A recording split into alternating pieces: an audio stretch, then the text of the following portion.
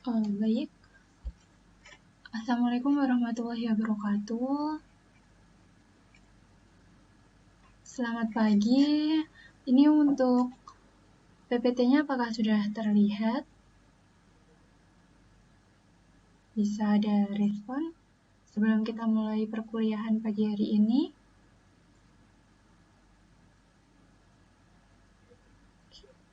Untuk Peter, gimana? Suaranya nggak kedengeran?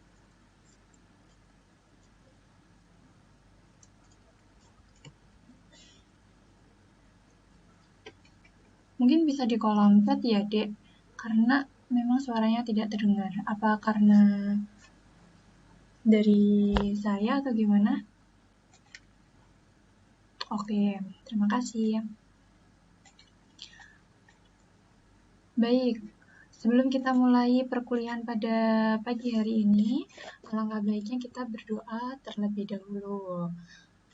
Berdoa menurut keyakinan dan kepercayaan masing-masing, berdoa dimulai.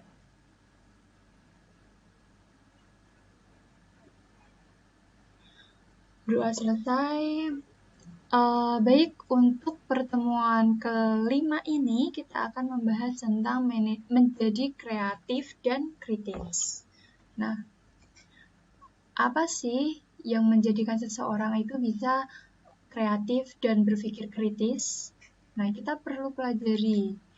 Nah, kita mengulang dulu ya untuk materi sebelumnya, bahwa berpikir kritis dan kreatif ini merupakan dua bentuk berpikir yang mencirikan kreativitas, orisinalitas, refleksi, dan pemahaman yang dalam tentang realitas. Jadi memang bentuk berpikir kritis dan kreatif ini suatu ciri-ciri untuk menjadikan seseorang lebih kreatif dan dia lebih orisinal. Maksudnya gimana orisinal? Dia lebih menunjukkan hal-hal baru yang mana itu lebih realita, kayak gitu. Terus, untuk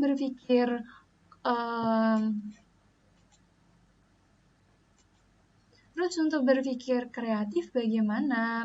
Nah, berpikir kreatif merupakan proses pengembangan gagasan orisinal yang membutuhkan penyederhanaan untuk kepentingan memperoleh pemahaman yang penuh. Jadi, perlu kita ketahui bahwa memang berpikir kreatif itu memang membutuhkan gagasan orisinal, di mana nanti perlu kita sederhanakan menjadi pemahaman yang bisa kita pahami lebih lanjut. Mudah dipahami? Terus, untuk berpikir kritis itu sebagai suatu proses merasionalisasikan, menganalisis, mengevaluasi, dan menafsirkan informasi untuk mana nanti diambil sebuah keputusan. Jadi memang seseorang yang berpikir kritis itu orang-orang yang mampu memiliki analisis yang tinggi. Sedangkan orang yang berpikir kreatif, dia mampu mengembangkan sebuah permasalahan menjadi lebih spesifik atau mudah dipahami. Atau tidak, berpikir kreatif itu dia mampu memecahkan masalah dengan memberikan sebuah solusi yang mudah dipahami dan diterapkan. Begitu. Ada tambahan dari teman-teman semuanya?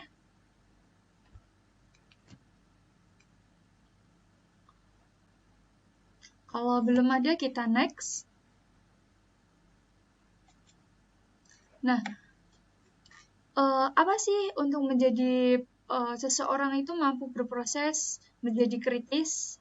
Kita perlu ketahui bahwa untuk mencapai orang mampu berpikir kritis itu pasti ada prosesnya atau tahapan-tahapannya, atau biasanya yang dia lakukan itu bagaimana. Nah, di sini kita perlu mempelajari tentang tahapan atau kebiasaan yang harus dijalankan agar menjadi pribadi yang kritis.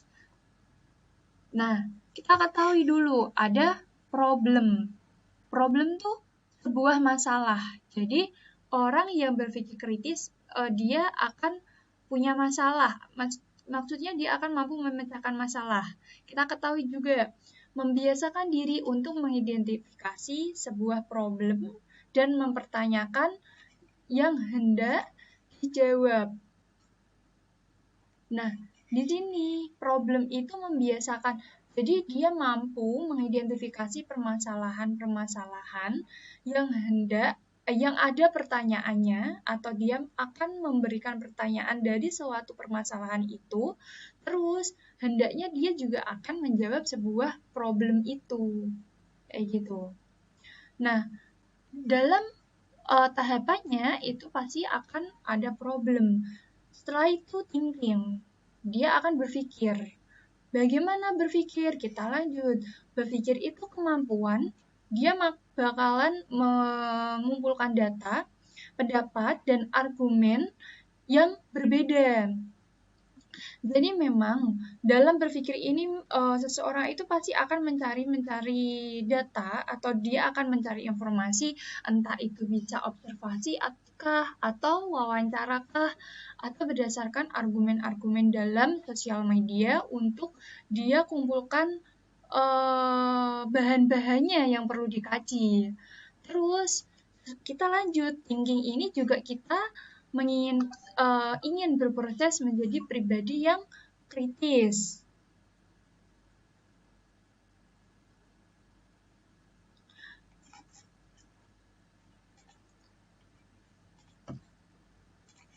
Maaf. Nah, menjadi pribadi yang kritis, dan di mana kita harus terbiasa menganalisis dan mengevaluasi data yang telah dikumpulkan. Nah, di sini berpikir itu tidak melulu dia harus observasi, tidak hanya untuk mengumpulkan data, tapi dia harus menganalisis dan mengevaluasi data,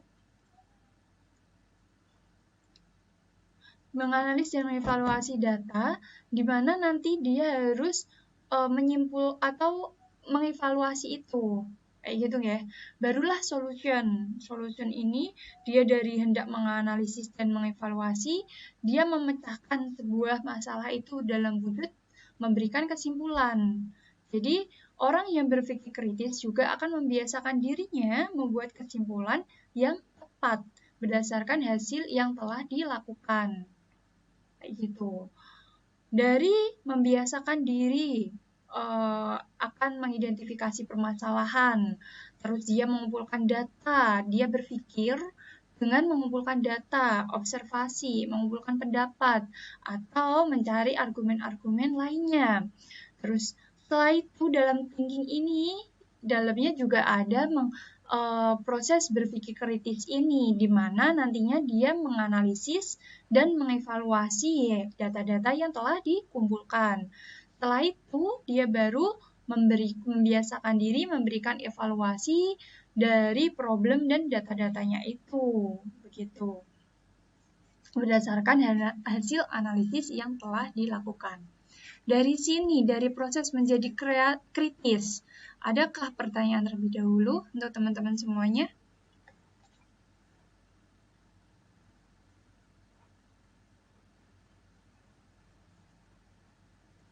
Ada tidak, Ge?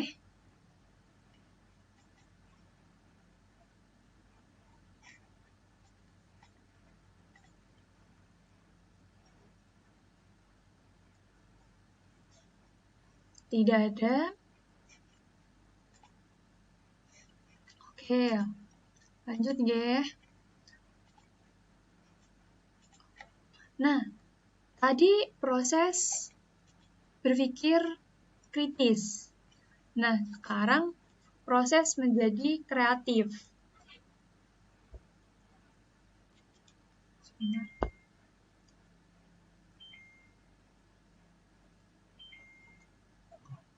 Sekarang proses menjadi kreatif. Apa sih tahapan seseorang bisa mencapai kreativitasnya? Nah, kita perlu tahu agar kita mampu menerapkan pada kebiasaan-kebiasaan yang pada diri kita. Jadi, tahapan agar kita menjadi pribadi yang kritis itu dimulai dari dia membiasakan diri melakukan pengamatan yang penuh dengan ketelitian. Biasanya sih kalau para ahli menyebutnya dengan mindful observation. Nah, di sini dia melakukan ketelitian itu berdasarkan mindsetnya dia dalam observasi kayak gitu. Dia akan melakukan pengamatan, dia akan mengumpulkan data, atau dia akan lebih dia lebih penglihatannya lebih jeli kayak gitu. Orang yang kreatifnya tinggi, dia itu lebih teliti, lebih jeli akan sebuah hal-hal yang kecil kayak gitu. Terus setelah itu apa yang bisa membuatnya menjadi kreatif lagi? Pastinya lingkungan, mengubah lingkungan. Dia membiasakan diri, dia membiasakan dirinya untuk mengubah lingkungan. Jadi, misal kita di lingkungan yang notabene itu kurang mendukung dalam arti untuk dalam arti lingkungan kita kaku. Kakunya bagaimana? Misal lingkungan kita cenderung dia monoton, yang mana mungkin masih berpatokan pada budaya zaman dulu. Nah, di sini kalau dia udah berpatokan dengan tradisi atau budaya zaman dulu, itu pastinya dia akan lebih monoton. Maksudnya bagaimana? Mungkin lebih kurang menerima masukan-masukan lain. Jadi, mungkin dengan membiasakan diri mengubah lingkungan, dia akan termindset kreativitas, atau dia akan mengubah lingkungannya yang mana lingkungannya lebih monoton ini dirubah walaupun dalam bentuk tradisi atau dia mempercayai kebudayaan, mungkin dari situ kita bisa mengelolanya lebih baik. Bagaimana cara mengelolanya? Adanya kebudayaan itu, adanya tradisi itu harus dijalankan dengan sebaiknya atau dijalankan setiap hari, maksudnya setiap hari pelaksanaannya. Agar kenapa? Kalau misalnya itu udah terlaksana dengan baik, kita mungkin bisa mengasih masukan kepada orang-orang sekitar bahwa oh ini loh bisa dijadikan sebuah kreativitas, ini bisa dijadikan ladang sebuah bisnis. Mungkin begitu cara mengubah lingkungan yang notabene dia lebih kaku, kita rubah dengan mindsetnya tetap ada. Maksudnya mindsetnya itu dengan tradisinya itu sudah ada, tetap diterapkan, tapi kita dukung dengan hal baru, dengan mengubah bagaimana ini biar kreatif. Tidak hanya misalnya tidak hanya sebagai tontonan, tapi juga sebagai ladang penghasilan untuk masyarakat. Nah, contoh simpelnya seperti itu. Terus, membiasakan diri berolahraga dan gerak fisik karena dapat merangsang pikiran yang kreatif. Jadi, mungkin jadi olahraga itu memang faktor utama tidak hanya dalam kesehatan, tapi cara pola pikir kita agar kreatif. Pastinya tentunya kita bakalan positive thinking. Jadi, memang orang yang kreatif itu lebih orang-orang yang positive thinking. Dengan apa? Dia akan membiasakan dirinya dengan hal-hal yang positif. Terus, mencari rasa ingin tahu. Dia harus Dia harus ingin tahu, rasa ingin tahunya besar karena kreativitas itu muncul karena rasa ingin tahu yang tinggi. Jadi orang-orang yang ibaratnya bukan kepo ya. Ibaratnya orang-orang yang ingin tahunya tinggi untuk belajar hal-hal baru itu akan memunculkan orang tersebut lebih kreatif. Terus melakukan upaya untuk membebaskan pikiran sebebas-bebasnya dan melakukan brainstorming tanpa batas. Jadi, orang yang berpikir kreatif, dia akan mengelola pikirannya agar dia membebaskan pikirannya mampu berpikir yang lebih inovatif itu atau kreatif itu.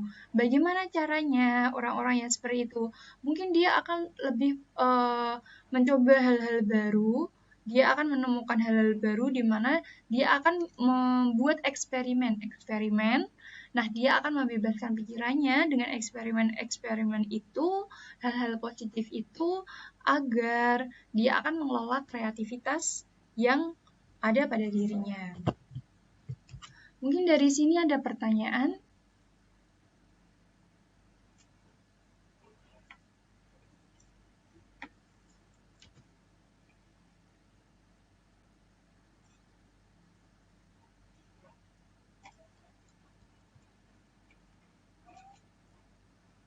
Ya, Peter, gimana?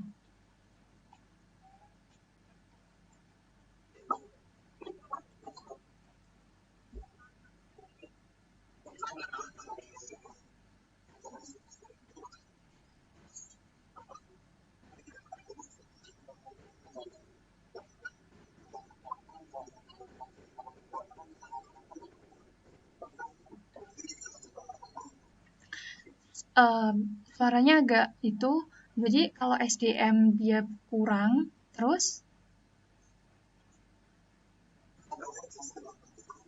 ya,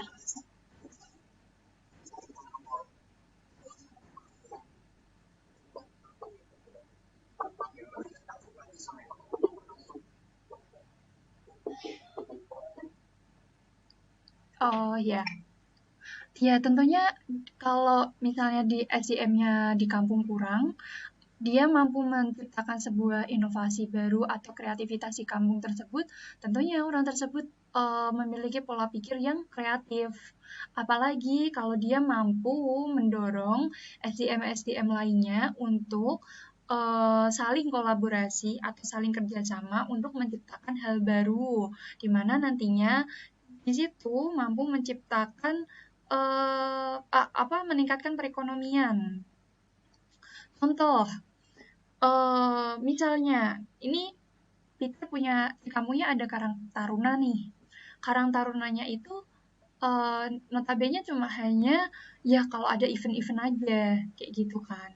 Mungkin dari Peter bisa lakukan hal-hal atau membuat sebuah kegiatan untuk jadikan kedepannya itu sebagai ladang penghasilan, enggak cuma di Karang Taruna tapi ladang penghasilan di semua masyarakat. Dengan hal apa? Mungkin Karang Taruna bisa mengadakan bazar. Bazar itu bisa dilakukan di seluruh desa. Mungkin ya, mungkin bisa dilakukan bazar di mana notabene itu nanti akan mendukung para ibu-ibunya di situ atau masyarakatnya di situ untuk menciptakan produk-produk yang lebih kreatif kayak gitu. Bisa dipahami?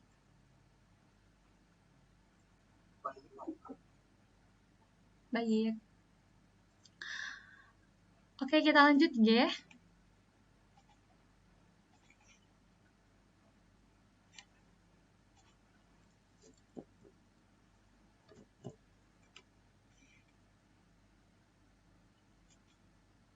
Nah, kreatif seperti apa yang menjadi syarat dan kompetensi dasar seseorang entrepreneur? Jadi, seorang entrepreneur itu pastinya memiliki syarat dan kompetensi dasar agar dia mampu menciptakan sebuah kreativitas. Terus kita harus ketahui apa sih syarat dan kompetensi dasar seorang entrepreneur itu. Nah, ini yang mana kita sebagai mahasiswa bisnis, sebagai mahasiswa manajemen ataupun kewirausahaan, kita uh, harus mampu mencapai menjadi seorang entrepreneur itu harus kreatif. Nah, kita karena ini cara dan kompetensinya, kita harus tahu pentingnya kreatif dalam bisnis itu seperti apa. Kayak gitu. Jadi, seorang entrepreneur itu harus mengetahui cara berpikir kreatif karena berkembang atau tidaknya bisnis akan ditentukan oleh kreativitas pemilik. Kreativitas entrepreneur itu atau pemiliknya itu diperlukan untuk mengubah cara menjalankan bisnis dan menghasilkan produk dan jasa baru sesuai dengan perkembangan pasar. Untuk itu, seorang pebisnis itu harus kreatif, artinya menciptakan produk dan jasa diterima oleh masyarakat. Di sini mungkin ketentuan atau kompetensi seorang uh, kreativitas seorang entrepreneur itu, dia harus mengubah cara menjalankan bisnis atau dia harus mampu menyesuaikan perkembangan pasar. Perkembangan pasar itu yang bagaimana ya? Mungkin bisa dijelaskan Maulana Akbar. Ibu pengen tahu orang yang seorang entrepreneur kreatif itu dia harus mampu mengembangkan, harus mampu menyesuaikan perkembangan pasar. Nah, perkembangan pasar yang bagaimana yang harus disesuaikan oleh seorang entrepreneur itu agar mencapai titik kreativitasnya. Ibu pengen tahu nih dari salah satu di antara kalian, mungkin Maulana Akbar.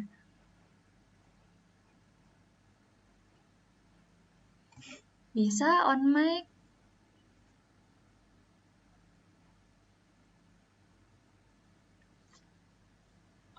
Maulana Akbar bisa on mic?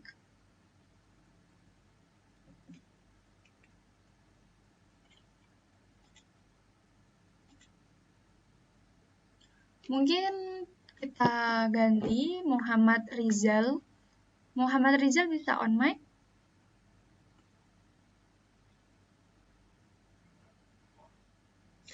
Jadi teman-teman, karena ini mata kuliah Creative and Critical Thinking, itu mata kuliah yang mana kita harus lebih aktif. Ini termasuk mata kuliah yang harusnya kalian dituntut lebih aktif untuk bertanya, untuk menjawab setiap pertanyaan per poinnya, kayak gitu. Jadi kalian memang harus memberikan feedback kepada ibu agar dimana perkuliahan ini berjalan dengan baik. Mungkin Muhammad Rizal nggak apa-apa. Ini nggak ada yang salah, nggak ada yang benar. Jadi tetap sesuai persepsinya masing-masing. Bisa dijawab?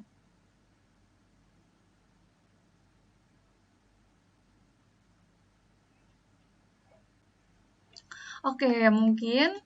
Jadi ini, mengubah cara menjalankan bisnis dan menghasilkan produk jasa baru sesuai perkembangan zaman. Syarat menjadi kreatif saat ini, seorang entrepreneur itu dituntut untuk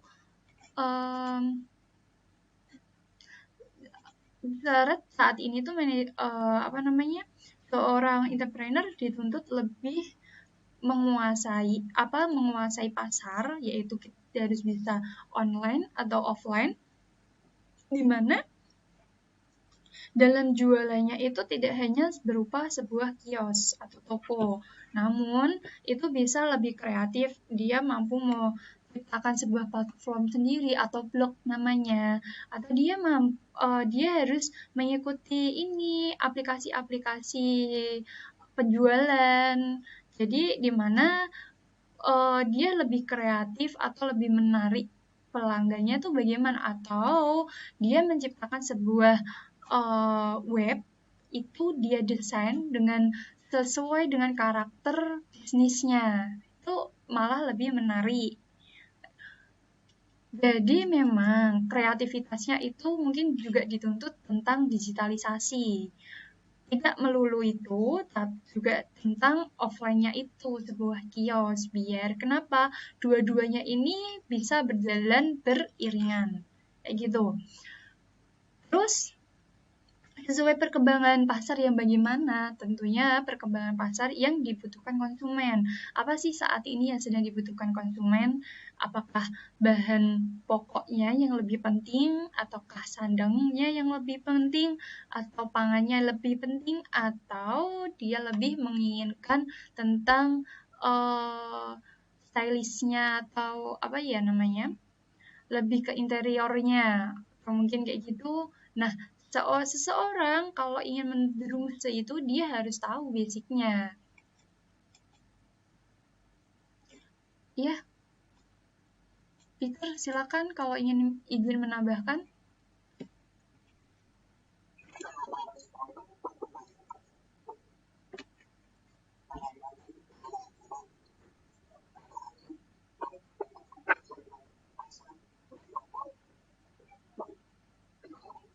Ya, betul. Jadi memang harus tahu pasarnya tuh lagi butuh apa, segmennya siapa, terus ibaratnya itu jadi perkembangan dari ini kita harus menganalisis SWOT dulu, agar kenapa kita tahu posisi perkembangan pacar yang sesuai itu kayak gimana. Atau 4P, kita harus menganalisis 4P, produknya apa, promosinya bagaimana, place, terus harganya itu, tempatnya bagaimana. Itulah yang harus dianalisis juga. Terus, nah, inilah seorang pebisnis yang kreatif ini nanti akan dia mampu diterima oleh masyarakat atau pasar dengan kreativitasnya. Itulah pentingnya kreativitas dalam bisnis. Terus, terima kasih Peter atas penambahannya. Terus kita ketahui juga, ya, tahapan proses berpikir kreatif dan inovatif itu kita perlu bagaimana agar kita bisa cepat mampu berpikir kreatif. Nah, itu tuh termasuk poin penting. Kita bagaimana agar kita bisa cepat mampu berpikir kreatif. Kadang kan kita bisa nih, oh ya ternyata ini bisa dilakukan kayak gini. Tapi kadang kita susah nih menjalankan pikiran kita agar mengelolanya bagaimana. Nah, dalam ini kita membutuhkan sebuah skill atau kemampuan. Kemarin sudah kita bahas, apa sih skillnya? Skill apa saja yang perlu kita terapkan? Pastinya ada soft skill, ada hard skill, kayak gitu kan. Mungkin di pertemuan ketiga, kalau nggak salah, kita sudah menyinggung itu, bahwa memang dalam suatu kreativitas itu dibutuhkan sebuah skill atau kemampuan, di mana itu bisa berbentuk soft skill, hard skill, dan lain sebagainya. Terus, harus dilatih atau dibiasakan. Ini nih, kita tuh kadang menemukan sebuah problem, itu kadang ya udah gitu aja, tanpa kita melatih pikiran kita untuk lebih terbuka dan lebih mengevaluasi akan sebuah kejadian-kejadian.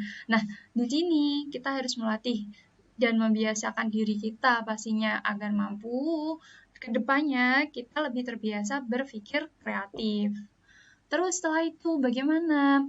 Tentunya kita setelah terlatih atau biasa ini, maka kita secara otomatis akan cepat berpikir kreatif. Orang yang mampu terbiasa hal-hal yang unik, hal-hal yang dia anggap itu perlu diperbaiki, dia pasti akan secara otomatis memunculkan ide-ide yang kreatif, karena apalagi orang-orang yang lebih peka. Orang-orang lebih peka tentang sekitarnya, dia akan mudah terlatih atau membiasakan dirinya untuk mengevaluasi itu, hal-hal yang membuatnya itu mampu diberikan kesimpulan yang baik. Secara otomatis dia nanti akan berpikir kreatif. Gitu.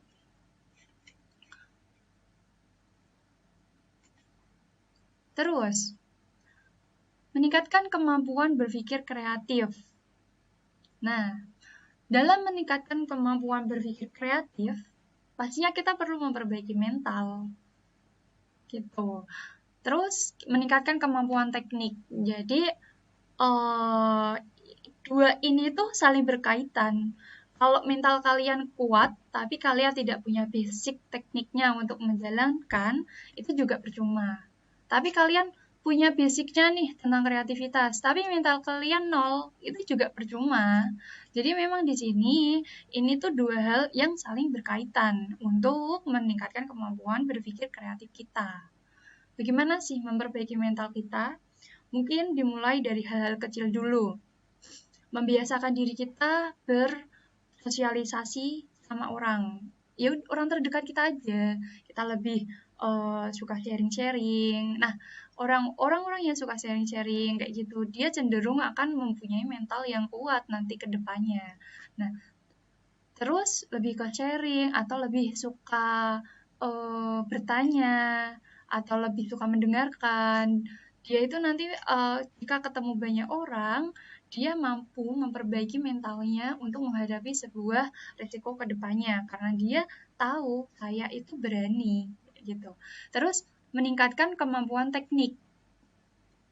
Teknik itu memang harus diolah. Jadi basic kalian apa? Misalnya kalian kewirausahaan, kalian ingin jualan makanan, ya teknik kalian untuk kreativitas tentang makanan itu harus semaksimal mungkin dilakukan. Nah, di sini kalau di kalian udah dapat kreativitas kemampuan teknik ini, mohon maaf, kemampuan teknik yang udah notabene kalian ibaratnya jago nih membuat kuliner-kuliner yang enak. Nah, tinggal kalian mempersiapkan diri kalian, mental kalian ketemu banyak konsumen atau customer itu. Pastinya tentunya setiap customer kan berbeda-beda. Nah, disitulah kita dituntut mental ini kita harus mampu menerima kritikan, saran, terus mungkin bahkan sampai kehujatan mungkin ya untuk seseorang mampu mencapai titik kesuksesan pasti ada hal semacam itu. Terus kita perlu ketahui juga penghambat utama berpikir kreatif itu apa? Tidak mau menerima sesuatu baru dan aneh. Gimana sifatnya itu apa? Kaku yang notabene saya udah Ibu jelaskan di awal tadi. Orang-orang yang tidak mau menerima hal baru itu atau aneh itu cenderung dia itu lebih kaku atau lebih lurus hidupnya tanpa ada kreativitas yang menonjol kayak gitu. Terus ini perlu diingat nih, berpikir kreatif itu adalah menghasilkan sesuatu baru. Jika Anda tidak mau menerima hal baru, maka ide-ide hebat tidak akan muncul. Makanya, di zaman sekarang, teknologi yang lebih canggih, teknologi yang ibaratnya semua bisa diakses, itulah kita harus mampu menerimanya. Nah, mampu menerimanya bagaimana? Mungkin kita lebih terbuka. Oh iya, ternyata kalau misalnya jualan kita harus punya nih sosial media. Misalnya kita harus mampu membuat punya WhatsApp sendiri tentang penjualan kita, untuk jualan kita. Terus, oh ya harusnya ada ini nih, ada lewat afiliator, mohon maaf, lewat apa namanya? Instagram sebagai ajang promosi sebuah produk. Terus ada lagi nih, oh iya ternyata ada Shopee.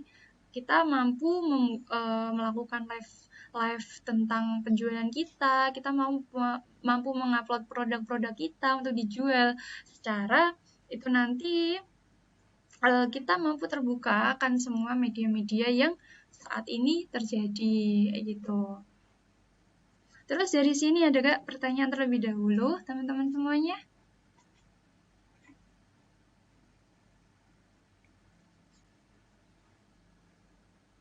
Oke, belum ada ya.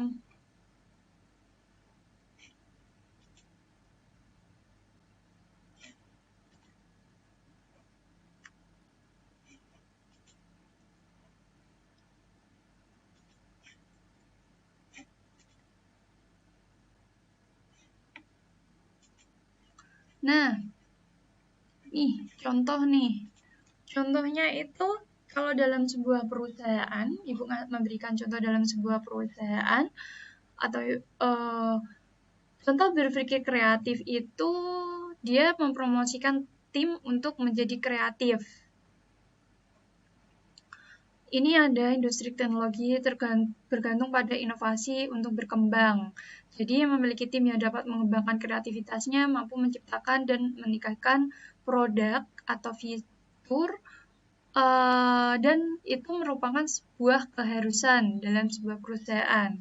Ini seperti Google, dia juga memperkenalkan adanya disebut 20% waktu, di mana konsepnya karyawan dapat menghabiskan hingga 20% waktu kerja mereka pada proyek yang tidak terikat langsung dengan tanggung jawab inti.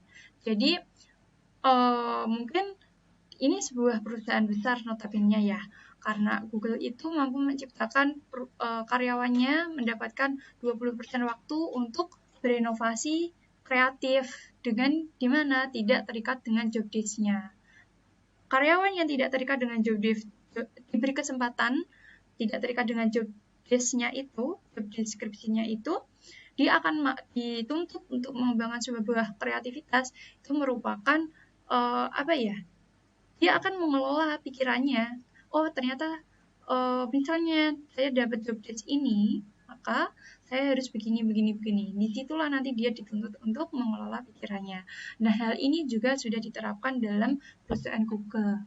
Mungkin kalau dalam hal bisnis, yang Sri tuh ibu pengen kalian mencoba menjelaskan, misalnya kalian udah bekerja nih, ini contoh kreativitas saya seperti ini bu, kayak gitu. Harusnya harusnya seperti itu, cuma karena kita terkendala banyak hal, ya it's okay, gak apa-apa. Mungkin gitu. Nah, udah selesai nih. Dari sini, ada tidak pertanyaan, teman-teman semua?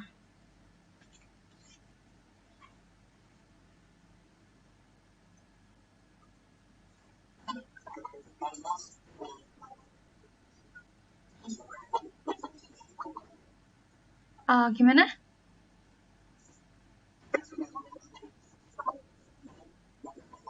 Oh, tugasnya. Oh, baik. Nanti saya tanyakan dulu sama Bu Dewi, biar saya koordinasikan dengan Bu Dewi, biar saya cek dulu ya. Terima kasih. Untuk teman-teman semuanya bisa segera mengumpulkan, ngoten nggih. Terima kasih. Dari sini ada pertanyaan atau tidak ya? Oh, cukup jelas. Oke. Mungkin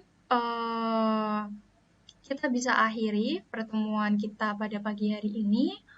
Kalau misalnya ada pertanyaan terkait mata kuliah materi hari ini ataupun tugas yang saya berikan minggu lalu itu mungkin bisa dikomunikasikan di via siakat ataupun di grup WhatsApp. Ngoten nggih? Nggih. Terima kasih. Saya akhiri dulu. Semoga kita semua dalam kondisi sehat walafiat, tetap jaga kondisi. Kita berjumpa lagi di pertemuan minggu depan. Ngoten. Mungkin untuk presensinya setelah ini nggih, biar saya buatkan dulu di siakat. Gitu aja saya akhiri. Wabillahi taufiq walhidayah. Wassalamualaikum warahmatullahi wabarakatuh. Selamat pagi.